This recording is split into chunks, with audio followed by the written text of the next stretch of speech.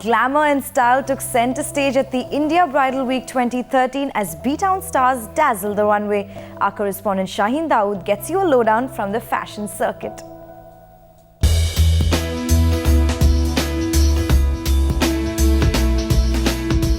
She came, she saw and she conquered. Shining in red and gold, Chitrangada Singh looked every inch of the perfect Indian bride.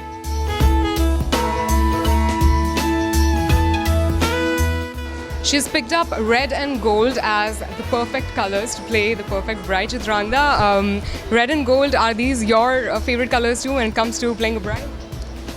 They definitely are, but this is not something that I had asked Tarun to do. This is a surprise. This is an absolute surprise, and he's put it all together.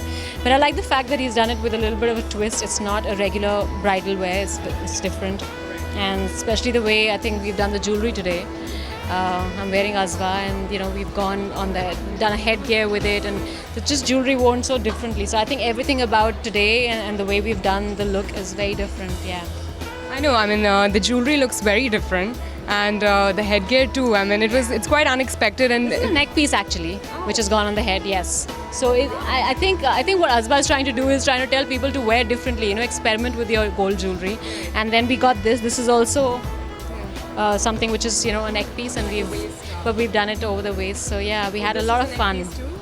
We had a lot of fun with it, yeah. Which is wrong, don't you think you're really lucky, because it's every girl's dream to be a bride and have that one moment, and you get to do it quite a bit. Get to do it quite a bit, and get to do it for a lot of different people, in the sense that everybody's idea of what a bride would be and their best creations and wear it. And yes, I think it's great.